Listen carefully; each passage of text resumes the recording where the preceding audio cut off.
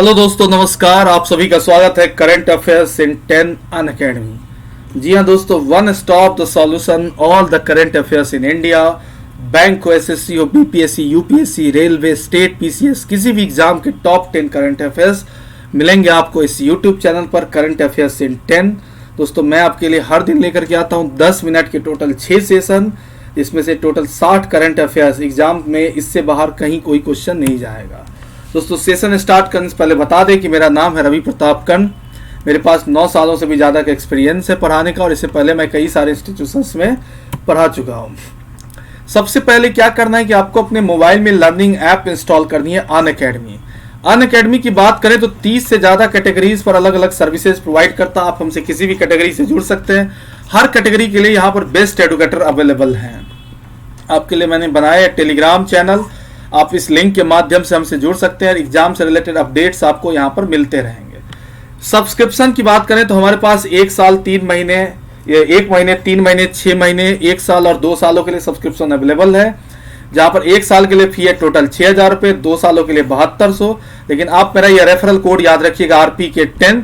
जैसे इस referral code को आप यूज करेंगे तो आपको 10% तक का डिस्काउंट मिल जाएगा। यानी 1 साल के लिए जहां फी थी 6,000 वहां लाएंगे 5400, और जहां 2 सालों के लिए फी थी 7200 वहां लाएंगे 6,480 रुपए। तो याद रखिएगा मेरा यह रेफरल कोड RPK10। सेशन का पहला क्वेश्चन है करंट अफेयर्स के, जिसमें लिखा है कि what is the rank of India in budget transparency and accountability. Budget पारदर्शिता और जवाबदेही में भारत का रैंक क्या है। बजट आप लोग नाम सुना ही होगा। हमारे देश में पहले बजट आता था जिसमें कि रेल बजट अलग, यूनियन बजट अलग, अब सबको मर्ज करके जनरल बजट बना दिया गया। तो क्वेश्चन है कि बजट पारदर्शिता और जवाबदेही में भारत का रैंक क्या है। 49वां, 55वां, 53वां, 47वां या 89वां। इसका आंसर क्या है? 53वां। यानी कि ओपन बजट सर्वे के अनुसार भारत के बजट पारदर्शिता और जवाबदेही के मामले में 117 देशों में 53वें स्थान पर रखा गया है। यानी कहने का meaning India has been placed 53rd position among 117 nations in the term of budget transparency and accountability according to the open budget survey. यानी ओपन बजट सर्वे में 117 देशों में भारत का स्थान कितना? तो 53वां है। नेक्स्ट क्वेश्चन है कि G20 digital economy, G20 digital economy ministers meet held through video conference with which country hosting country. G20 digital economy मंत्रियों की बैठक वीडियो कॉन्फ्रेंसिंग के माध्यम से हुई। कौन सा देश इस साल की मेजबानी यानी होस्टिंग कर रहा है? पहला ऑप्शन है अर्जेंटीना, दूसरा है ब्राजील, तीसरा मैक्सिको, चौथा है रसिया और 5वां सऊदी अरबिया। इसकी बात करें तो इसका सही आंसर है क्या? तो सऊदी अरबिया। यानी कि the virtual conference has hosted by Saudi Arabia king Salman आभासी। कहने का मीनिंग आभासी सम्मेलन, कहने का मीनिंग है कि वर्चुअल कॉन्फ्रेंस जो इस बार हुआ इसकी मेजबानी कौन कर रहा है? Saudi Arabia. Saudi Arabia capital कहाँ है? तो रियाद। इसकी करेंसी क्या है? रियाल। और यहाँ के किंग है सलमान, सऊदी अरबिया। जैसे किसी देश में PM होता है, कहीं प्रेसिडेंट होता है, कहीं पर दोनों होता है, जैसे इंडिया में दोनों है, उसी तरीके से यहाँ किंग होता है। तो अभी किंग है कौन? Salman of Saudi Arabia.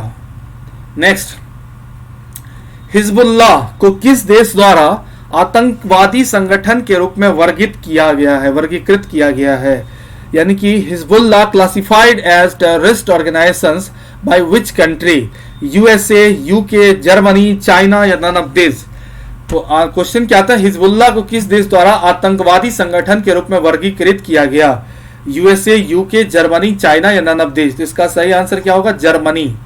Germany ने अपने धरती पर ईरान समर्थित हिजबुल्लाह गतिविधि पर प्रतिबंध लगा दिया है। इसे एक आतंकवादी संगठन नामित किया गया। किसको? तो हिजबुल्लाह।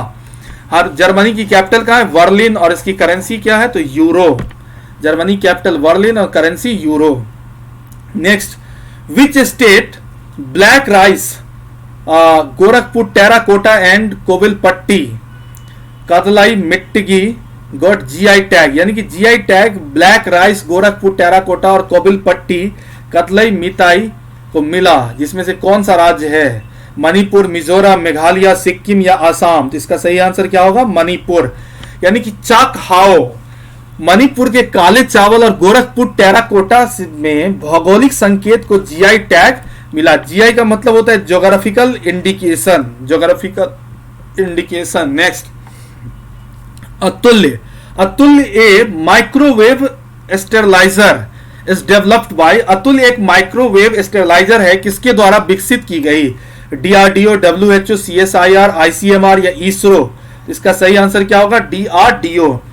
रक्षा अनुसंधान और विकास संगठन डीआरडीओ द्वारा समर्थित एक डीम्ड यूनिवर्सिटी पुणे में रक्षा प्रौद्योगिकी संस्थान ने DRDO defence research development organisation ने कोविड-19 को विघटित करने के लिए अतुल्य नामक एक माइक्रोवेव स्टेरलाइजर का विकसित किया। 56 से 60 डिग्री सेल्सियस की सीमा के अंतर हीटिंग द्वारा वायरस को खत्म किया जाएगा।